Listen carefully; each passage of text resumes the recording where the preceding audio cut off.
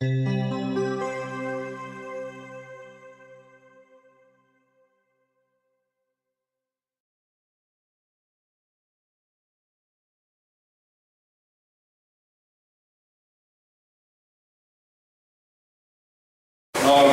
estamos vendo o livro de Romanos já há algum tempo, e hoje nós vamos examinar os versos 21 a 31. É desejável que você tenha a sua Bíblia aberta para você acompanhar o desenvolvimento da mensagem. À guisa de introdução, nós já vimos que as boas novas de salvação, o Evangelho, porque esse é o significado da palavra boas novas de salvação. Esse é o significado da palavra Evangelho, as boas novas de salvação. Então, o Evangelho é anunciado de forma abreviada no início desta epístola, onde nós lemos assim: não me envergonhe do Evangelho, porque é o poder de Deus para a salvação de todo aquele que crê, primeiro do judeu, depois do grego. Porque no Evangelho é revelada a justiça de Deus, uma justiça que do princípio ao fim é pela fé, como está escrito: justo viverá pela fé. Nós ficamos sabendo também que Deus exerce a sua justiça para com os homens de duas formas. A primeira, a justiça por meio da fé em Jesus. Porque no Evangelho é revelada a justiça de Deus, uma justiça que do princípio ao fim é pela fé, como está escrito: justo viverá pela fé. Quem rejeita a justiça de Deus por meio da fé em Jesus, terá de sujeitar-se a outra forma de Deus exercer a sua justiça. A segunda é a justiça por meio do julgamento e condenação de toda impiedade e injustiça dos homens. Portanto, a ira de Deus é revelada dos céus contra toda impiedade e injustiça dos homens que suprimem a verdade pela injustiça. Nós já vimos também que há 3 procedimentos condenados pela justiça de Deus, essa segunda e por essa segunda. Primeiro, a prática deliberada da impiedade e da injustiça. Vimos isso no capítulo 1, versos 18 a 32. Nesse trecho é retratado um pecador que é rebelde contra Deus, é rebelde e corrupto. Ele peca conscientemente, ele não está nem aí para Deus, ele ignora Deus totalmente. Do ponto de vista de Deus, ele não tem desculpa e ele é digno de morte, porque o que de Deus se pode conhecer, Deus revelou, não só para estes, como também para toda a humanidade, através das obras da sua criação. Segundo, o segundo procedimento condenado pela justiça de Deus é a prática de julgar e condenar no outro aquilo que você mesmo faz, pensando que assim escapará da condenação de Deus. Isso vimos no capítulo 2, versos de 1 a 16. O pecador que é retratado nestes versos é o cidadão respeitável e crítico no aspecto negativo. Do ponto de vista de Deus, ele não é juiz, ele se põe numa posição em que julga todo mundo, mas Deus o vê como réu e não como juiz. E o terceiro procedimento condenado pela justiça de Deus é a prática do formalismo religioso e hipócrita. O pecador retratado, ele é religioso, ele é ritualista, ele esconde o seu pecado através da capa de uma religiosidade hipócrita. Isso se aplica primariamente em relação aos judeus do tempo de Jesus e do tempo do apóstolo Paulo, quando ele escreveu esta epístola, que se tinha na conta de cidadãos respeitáveis, cidadãos religiosos que praticavam a lei, cumpriam todos os requisitos da lei, todos os rituais, E também vimos se aplica aos cristãos que pensam que pelo fato de terem uma Bíblia, de frequentarem uma igreja, quem sabe terem sido batizados nas águas, isso faz deles pessoas aceitáveis diante de Deus. Isso tudo é bom, é desejável, mas se isso for só casca, se for só invólucro, se for apenas aparência, isso não vai abençoar em nada essa pessoa, e ela é tão digna de condenação como as duas primeiras. Os 3 procedimentos condenados pela justiça de Deus retratam 3 tipos de homens que representam, na realidade, toda a humanidade. Eles mostram as características dos pecados no homem, em todos os homens. Depois disso, nós concluímos que judeus e gentios estão todos debaixo do pecado. Capítulo 3, versículo 9. O que concluiremos então? Estamos em posição de vantagem? Não. Já demonstramos que tanto judeus quanto gentios estão debaixo do pecado. Vimos também no domingo passado que isso tem embasamento nas Escrituras. Nós examinamos isso nos versos 3, capítulo 3, versos 10 a 18, que começa assim, como está escrito.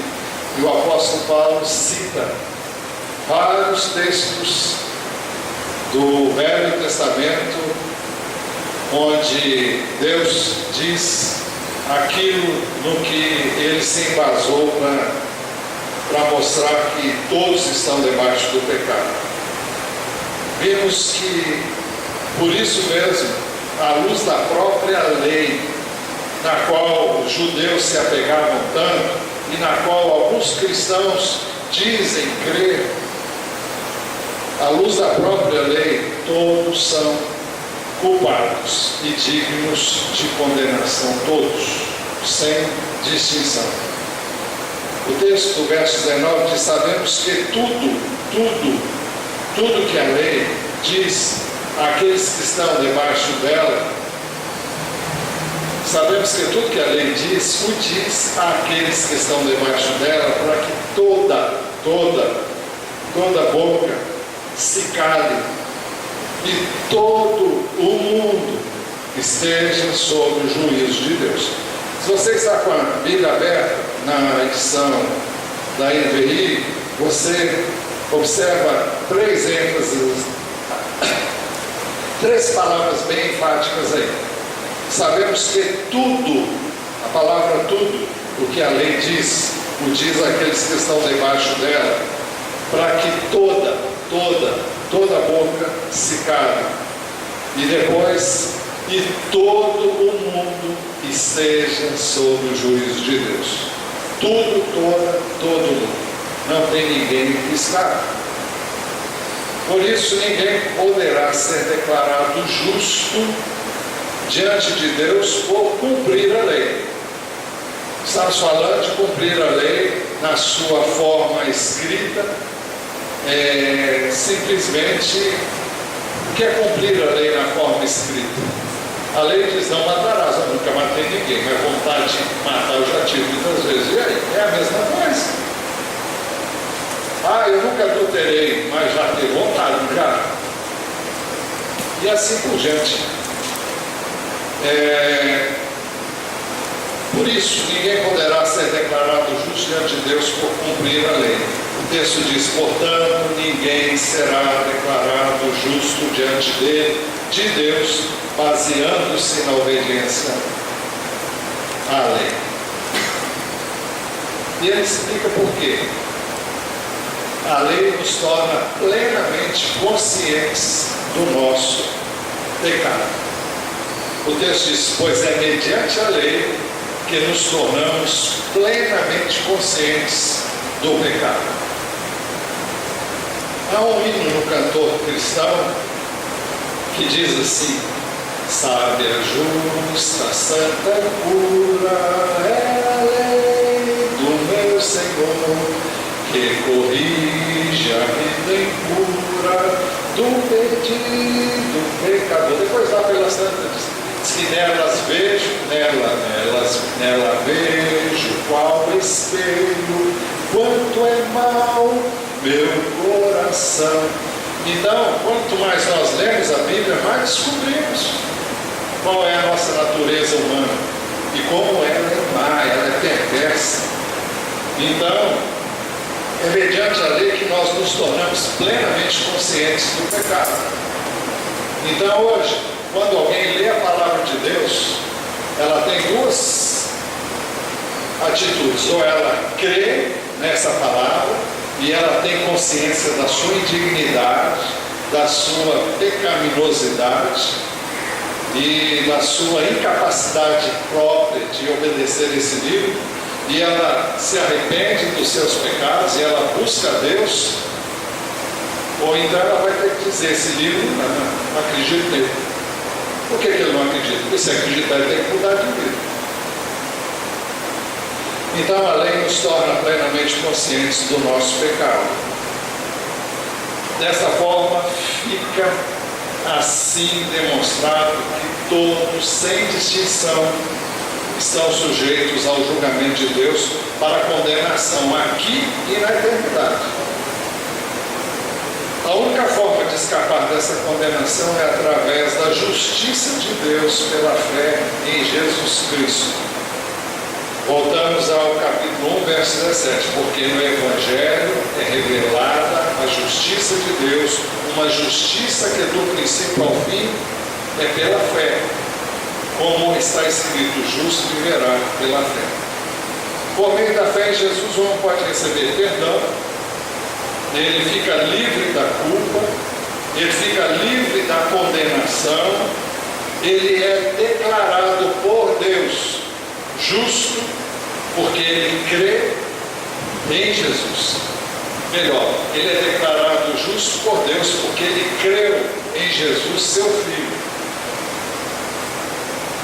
Essa é a justiça de Deus através do seu Filho, Jesus Cristo, que recebeu sobre ele as nossas culpas, os nossos pecados, as nossas transgressões, o nosso castigo e a nossa condenação. A justiça de Deus através de Jesus é caracterizada em 3 estrofes. Naturalmente a rima está no original e não na tradução, porque não creio que tenham conseguido fazer. Mas nós temos aí 3 estrofes. O que é uma estrofe? Normalmente a gente fala em estrofe, uma estrofe de um cântico, de um hino. Mas estrofe é um grupo de versos de uma composição poética. E a Bíblia tem muito disso, em vários textos bíblicos. Há uma composição poética, nós temos estrofes, temos acrósticos e muitas coisas dessa natureza. Mas aqui temos 3 estrofes. E a primeira estrofe, ela compreende os versos 21 até o início do verso 22. Diz assim: mas agora se manifestou uma justiça que provém de Deus. Não é a justiça do homem, é uma justiça de Deus. Vem dele, é imputada por ele, é trazida por ele. O texto diz: independente da lei, da qual testemunham a lei e os profetas. Justiça de Deus mediante a fé em Jesus Cristo para todos que creem. Primeira coisa que diz é: mas agora. Essa expressão indica a diferença entre a justiça de Deus mediante a fé em Jesus e a justiça baseada na lei, que os judeus principalmente alegavam obedecer.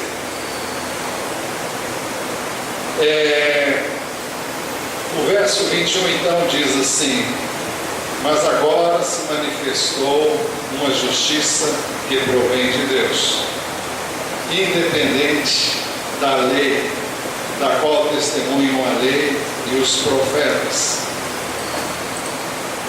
sendo atestada pela lei e pelos profetas. Então, é uma justiça que vem de Deus, ela não depende da lei, mas a lei testifica e testemunha acerca dessa justiça, que na verdade é o testemunho que os livros do Velho Testamento dão acerca de Jesus e da sua obra redentora. Nós podemos, para os irmãos ficar mais fácil de entender, por exemplo, o texto de Isaías 53, onde fala da obra redentora de Jesus, onde diz que o castigo que nos traz a paz estava sobre ele, pelas suas pisaduras fomos sarados. Todos nós andávamos desgarrados como ovelhas, cada um se desviava pelo seu próprio caminho, mas o Senhor fez cair sobre ele a iniquidade de todos nós. Então, são trechos que testemunham na lei dessa justiça que haveria de manifestar-se no tempo próprio. E é uma justiça que não está vinculada à lei. Está na lei, mas não depende da obediência à lei. E então ela é atestada pela lei e pelos profetas. O verso 22 diz assim: justiça de Deus mediante a fé em Jesus Cristo para todos que creem. Justiça de Deus mediante a fé em Jesus Cristo.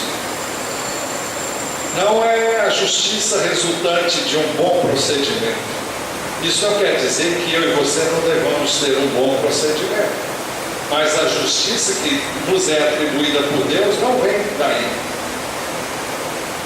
Quem tem um bom procedimento e nunca falhou, nunca errou, foi Jesus.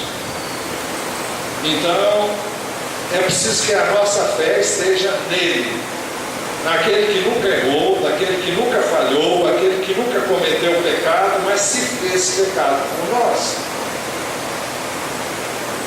Então é preciso que eu tenha fé nele, na sua obra redentora, na sua morte na cruz no meu lugar, no seu sangue derramado. O texto diz: justiça de Deus mediante a fé em Jesus Cristo para todos os que creem. O texto na língua grega diz assim: para todos os que continuam crendo. É que o verbo no grego não tem o sentido de aqueles que creem agora, mas aqueles que creem agora e continuam crendo. É interessante que Jesus disse que alguns judeus a quem ele havia acabado de ministrar, disse que eles haviam crido em Jesus. Mas Jesus disse que eles verdadeiramente seriam seus discípulos se permanecessem na sua palavra. E ele disse ainda: e conhecereis a verdade vos libertará. Nós temos que crer em Jesus e continuar crendo nele. Temos que crer em Jesus e continuar crendo na palavra dele. Temos que deixar essa palavra ir libertando a nossa vida. Eu não creio em há muito tempo atrás falava assim, cura interior. E eu creio em cura interior, mas creio em cura interior pela palavra. Eu creio que cura interior é libertação. Nós não estamos falando de libertação demoníaca, estamos falando de libertação pelo conhecimento da verdade. Você é enganado pelo diabo, pela sua mente, e enquanto você continua pensando como o diabo colocou na sua mente, ou como você mesmo, como homem, pensa, e você continua prisioneiro de si mesmo, ou então você conhece a palavra revelada, medida que essa palavra é revelada para você, você é libertada nessa, naquela outra área, seja ela qual for. Na área da maledicência, na área da pornografia, na área da olha, qualquer área. Todo e qualquer pecado. Seja qual for, no momento que você conhece a verdade, você tem duas atitudes. Não é conhecer aqui, é conhecer aqui por revelação do Espírito. Então você é liberto. Aqui fala que é mediante a fé para todos que creem, e o sentido é os que continuam crendo. Eu não sei nem porque que eu falei isso aqui agora, não sei mesmo, são certas coisas que a gente não sabe, porque não tem nada a ver com o texto. Depois disso nós temos um parêntese de esclarecimento. O texto diz: não há distinção, pois todos pecaram e estão destituídos da glória de Deus. É uma ênfase ao que já vinha o que foi dito anteriormente.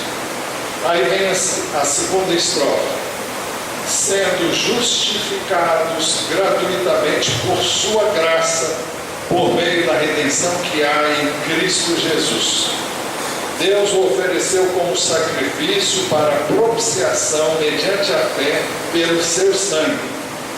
Então vamos lá, sendo justificados. Qual o significado dessa palavra? Sendo justificados. Ou podia ser traduzido como fomos justificados. Sendo justificados significa sendo feitos justos, ou que fomos feitos justos. Não diz que nós somos justos, mas que pela fé em Jesus nós fomos declarados justos. E não apenas declarados, nós fomos feitos justos. Fala de uma obra de Deus no nosso espírito, através da qual nós nos tornamos justos quando cremos em Jesus. Fala do novo nascimento, de um espírito novo, um coração novo, de uma vida nova, sendo feitos justos. Mas vale também dizer sendo declarados justos por Deus. O texto diz que isso é gratuitamente, sendo declarado, justificados gratuitamente, é de graça.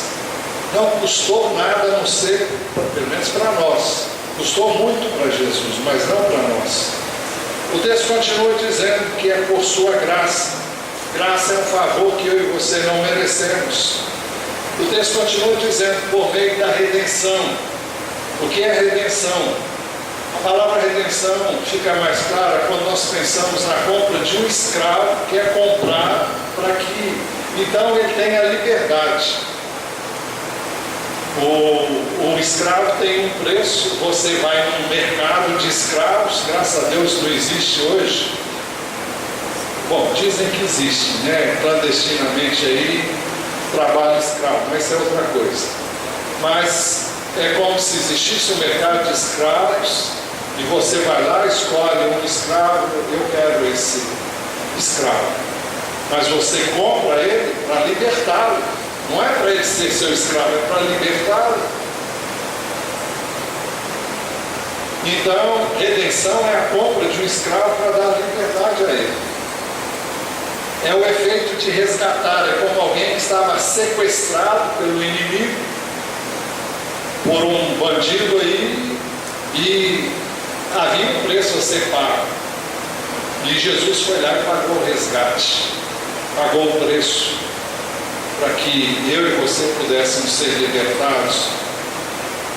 E nesse caso, eu e você somos libertados primeiro no Espírito. E o nosso espírito é salvo, é redimido, é transformado. Continuamos vivendo um corpo que ainda não foi transformado, não foi redimido, porque essa redenção se dará quando Jesus voltar. Até lá nós temos que conviver com a nossa natureza humana. O problema não é propriamente o corpo em si, mas é a natureza humana, né, que nos impulsiona, nos direciona para o pecado.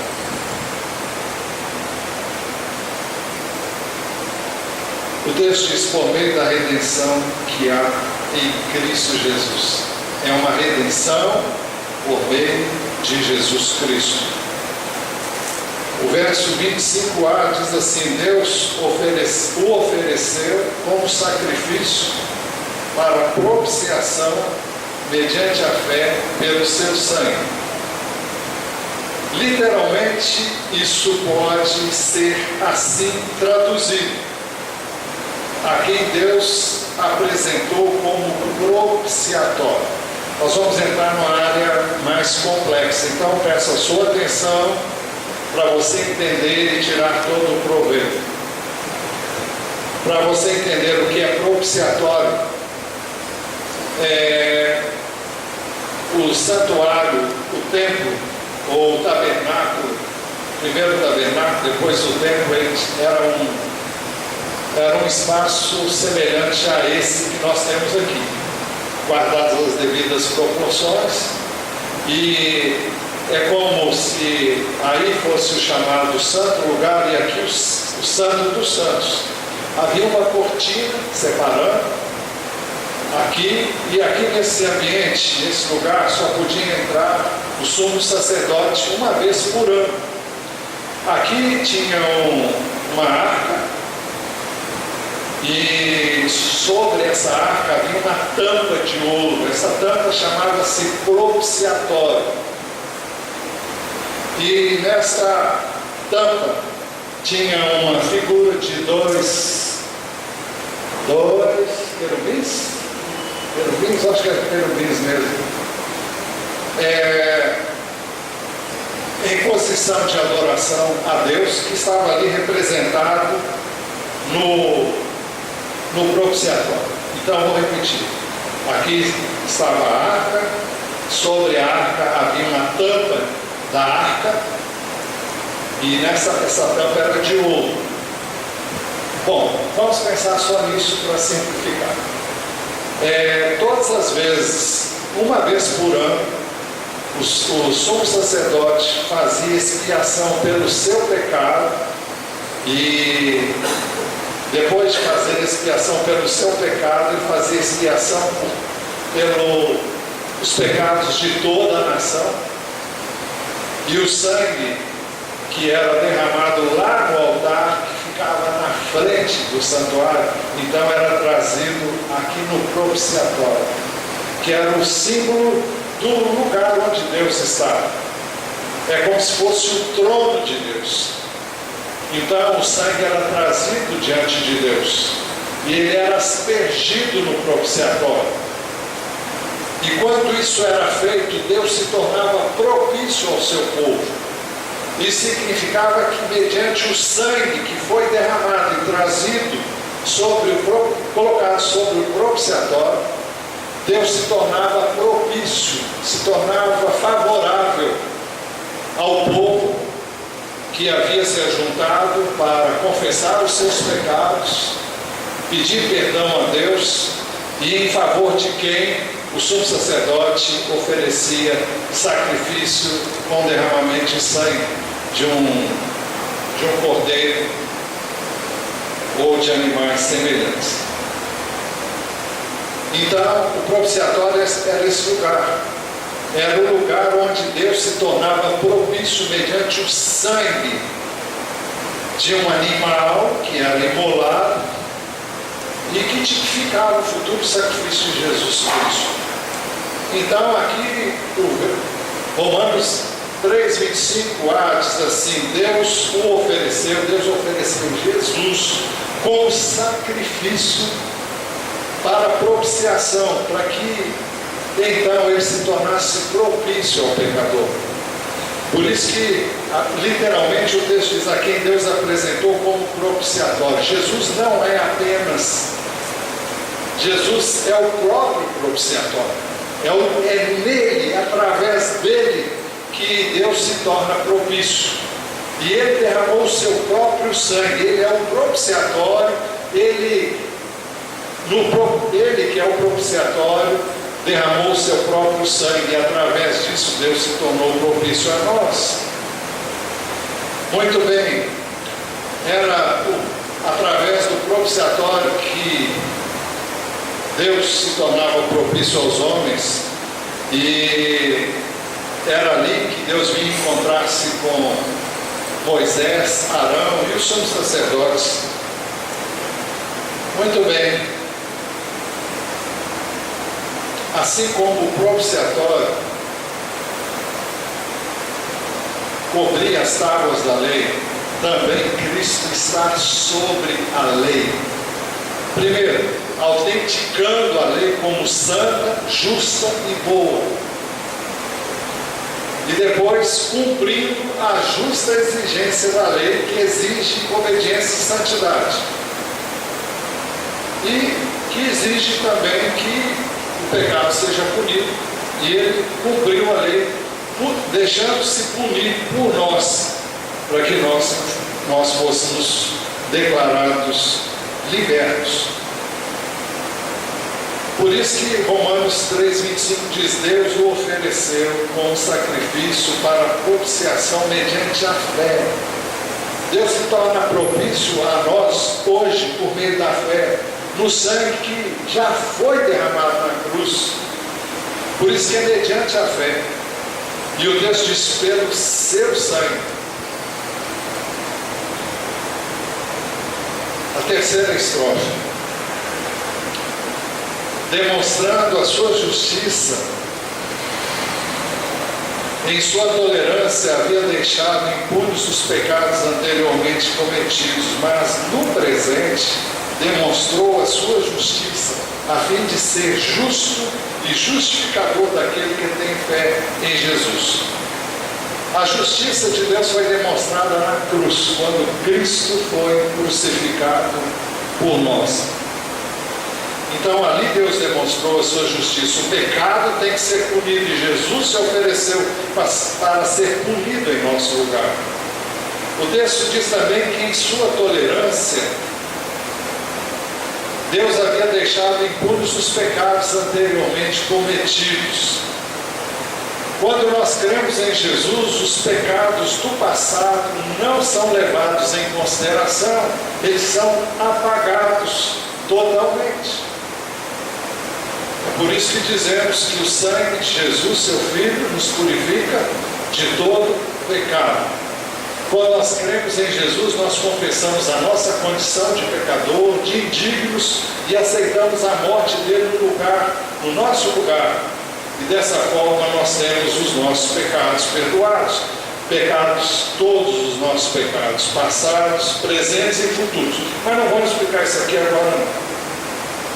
Mas falando do pecado do passado, Atos 17:30, diz assim: no passado Deus não levou em conta essa ignorância, mas agora ordena a todos, em todo lugar, se arrependam. Ordena que todos, em todo lugar, se arrependam. Atos 14:16 diz assim: no passado ele permitiu que todas as nações seguissem os seus próprios caminhos. Agora ele nos convida ao arrependimento. Isaías 53:6 diz assim: todos nós, tal qual ovelhas, nos desviamos, cada um de nós se voltou para o seu próprio caminho, e o Senhor fez cair sobre ele a iniquidade de todos nós. Por isso que o verso 26 está escrito assim: mas no presente demonstrou a sua justiça. Dessa forma a justiça de Deus é demonstrada hoje no presente. Essa é a justiça de Deus. Se alguém rejeitar, está no inferno.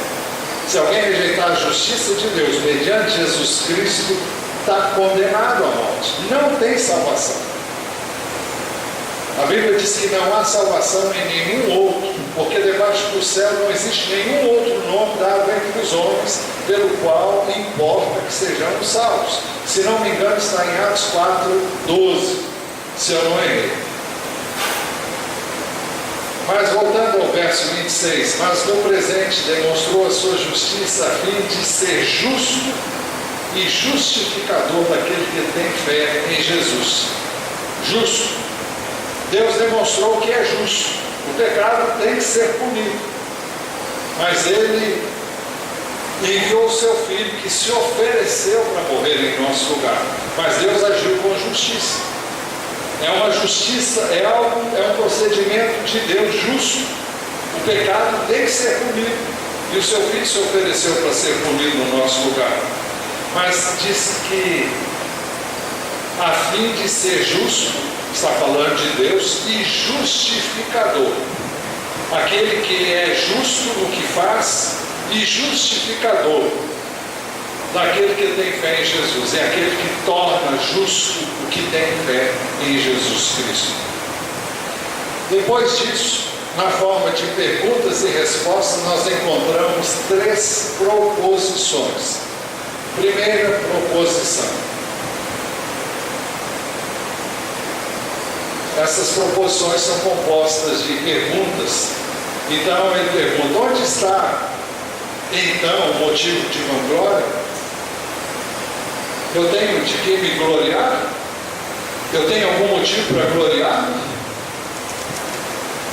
Só se for na minha indignidade. Porque eu não tenho motivo para me gloriar em mim. O que eu fiz? Nada. Quando você recebe algo gratuitamente, quando você recebe algo de graça, quando você recebe um favor, você só tem que receber.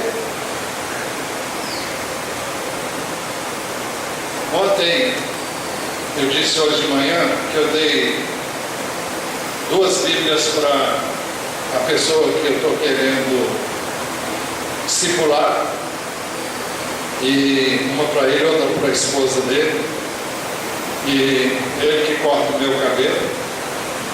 E depois de cortar o meu cabelo, ele falou: não vou cobrar muito pela hora. Se você não cortar, não receber, eu não venho mais aqui. E ele ficou assim, muito sem graça e tal. Coloquei o dinheiro no bolso dele. Tchau. Marquei com ele lá na segunda-feira para levar um mapa de leitura da Bíblia, conversar mais com ele sobre o assunto que ele tinha esquecido de levar. Mas de graça é de graça. Quando você recebe um presente, é de graça. Deu o que quis. Ninguém deve nada a ninguém. É claro, a gente fica grato, deve gratidão. Isso aí é outra coisa. Mas quando nós recebemos algo que não merecemos, algo do qual não somos dignos, não tem nenhum motivo para me gloriar. O que eu fiz? Nada. Eu era um miserável pecador, separado de Deus, indigno, cheio de pecado, de erro, de transgressão. E foi nesse estado que Jesus me encontrou.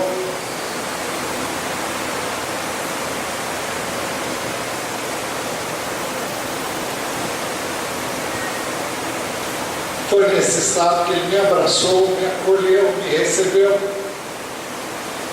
Onde está a glória? Minha não tem nenhuma. O que eu tenho para retribuir? Nada. O que eu fiz para merecer? Nada. Então ele pergunta: onde está então o motivo de vanglória? Os judeus se gloriavam de conhecer esse livro, de obedecer a esse livro, e o Evangelho vem e diz: olha, não é nada por aí. Não é pela obediência do livro, é pela fé em Jesus Cristo. Aí você vai obedecer pelo poder dele, pela graça dele, pelo Espírito dele. Não é porque você é bonzinho, não é porque você se esforça, não é porque você se empenha. Ou é ele, ou não é ninguém. Então onde está então o motivo de vanglória? E ele disse: é excluído, não existe. Baseado em que princípio? Ele pergunta. Na obediência, no da obediência à lei? Ele disse não, mas no princípio da fé. Então não é pela obediência, é pela fé que nós somos salvos.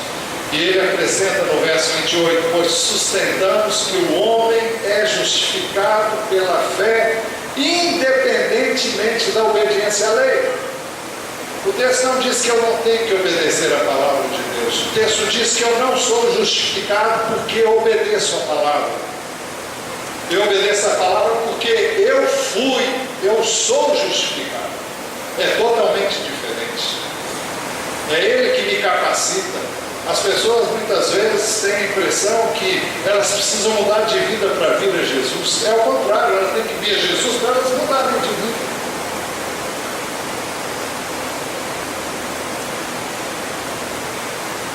Em Jeremias 9, 23, 24, diz assim: assim diz o Senhor, não se glorie o sábio em sua sabedoria, nem o forte em sua força, nem o rico em sua riqueza, mas quem se gloriar, glorie-se nisso, em compreender e conhecer que eu sou o Senhor, e ajo com lealdade, com justiça e com retidão sobre a terra, pois é dessas coisas que me agrada, declara o Senhor. Esse texto era recitado toda vez que o sangue era trazido e colocado no propiciatório, no Velho Testamento. Hoje nós podemos dizer, como o apóstolo Paulo em Gálatas 6,14: quanto a mim, que eu jamais me glorie, a não ser na cruz de nosso Senhor Jesus Cristo. Tem um hino que diz assim: sim na cruz, sempre me glorio,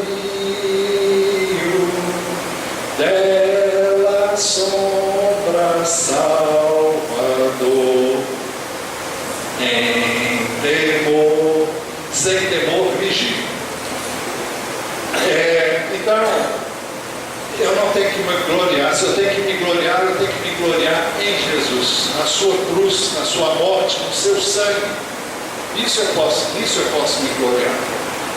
Por isso a pergunta: onde está então o motivo de vanglória? Não tem. Baseado em que princípio? No da obediência à lei? Não, no princípio da fé. Toda a glória humana então cai por terra. Segunda proposição, versos 3, 29 a 30. Deus é apenas dos judeus? Ele não é também o Deus dos gentios? E ele responde: sim, dos gentios também. Visto que existe um só Deus que pela fé justificará os circuncisos, ou seja, os judeus, e o incircunciso, ou seja, os que não são judeus. Então não faz diferença. Podemos traduzir assim: visto que existe um só Deus que pela fé justificará tanto um quanto o outro. É pela fé, é o único meio de ser justificado. Terceira proposição, ele pergunta: anulamos então a lei pela fé? Ele mesmo responde: de maneira nenhuma. Tem gente que diz: eu não tenho que obedecer a lei. Claro, você não tem que fazer os sacrifícios que eram feitos no Velho Testamento, você não tem que participar daqueles rituais todos que existem no Velho Testamento, mas a lei, na sua essência, por exemplo, os 10 mandamentos que Jesus sintetizou em 2: amarás, pois, o Senhor teu Deus de todo o teu coração, de toda a tua alma, de toda a tua força e de todo o teu entendimento. E o segundo, ele diz, amarás o teu próximo como a ti mesmo. Se você fizer isso, você cumpre todos os mandamentos de Deus. E no sentido de mandamentos, nós temos o dever de observar esses mandamentos, não por força da lei, mas pela graça e pelo poder de Deus. Então a pergunta é: anulamos então a lei pela fé? De maneira nenhuma, ele diz. Ao contrário, confirmamos a lei, porque a lei testifica dessa salvação pela graça por meio da fé. É por isso que Jesus, em Mateus 5,17, ele disse: não pensem que vim abolir a lei ou os profetas. Não vim abolir, mas cumprir. Jesus veio cumprir a lei que ninguém cumpriu, ele cumpriu. Ele viveu essa palavra, viveu na sua essência, não na letra. De Jesus foi dito que ensinava como alguém que tem autoridade, porque ele vivia o que ele ensinava. Então, ele não veio para abolir a lei, ele veio para cumprir a lei. Ele veio para viver essa lei e cumprir tudo que a lei determinava. Inclusive, a sua morte foi em cumprimento à lei também. Ele morreu pelos nossos pecados. E a lei disse que todas as almas são minhas. A alma que morrer, essa. A alma que pecar, essa morrerá. Ezequiel 18:4, se não me engano. E Romanos capítulo 8, versos 3 e 4, texto que já decoramos nas células, estamos decorando aqui no nosso discipulado, porque aquilo que a lei foi incapaz de fazer por estar enfraquecida pela carne, Deus o fez, enviando seu próprio Filho, à semelhança do homem pecador, como oferta pelo pecado, e assim condenou o pecado na carne, a fim de que as justas exigências da lei fossem plenamente satisfeitas em nós, que não vivemos segundo a carne, mas segundo o Espírito. O texto é claro em dizer, a fim de que as justas exigências da lei. Jesus foi à cruz, Jesus sofreu tudo que sofreu, a fim de que as justas exigências da lei fossem plenamente satisfeitas em nós, que não vivemos segundo a carne, mas segundo o Espírito. Conclusão. Dessa forma, as boas novas de salvação, ou seja, o Evangelho anunciado de forma abreviada no início dessa epístola, nos versos 16 e 17, onde ele disse, não me envergonhe do Evangelho, porque é o poder de Deus para a salvação de todo aquele que crê, primeiro do judeu, depois do grego. No verso 17 ele diz, porque no Evangelho é revelada a justiça de Deus, uma justiça que do princípio ao fim é pela fé, como está escrito, o justo verá pela fé. Então, essa justiça que foi pré-anunciada lá no início, e que foi feita assim de forma abreviada, agora começa a ser tratada de forma ampliada, nesse trecho que nós examinamos hoje, e no que ainda vamos examinar ainda pela frente. Então agora nessa epístola começa a ser tratado esse assunto de forma ampliada, através do que vimos e depois do que vamos ver. O verso 22 do capítulo 3 diz assim, justiça de Deus mediante a fé em Jesus Cristo para todos os que creem. E o sentido original é os que creem e continuam crendo. Feche os seus olhos e fale com Deus. Você tem uma excelente oportunidade de dar graças a Deus por essa salvação que não dependeu de você, não é resultado dos seus méritos, não é resultado do seu esforço, você não fez e nem faz nada por merecer. Agradeça então a Deus, porque Ele amou tanto você, amou tanto a mim, amou tanto a nós, e porque Jesus também nos amou ao ponto de ir à cruz por nós.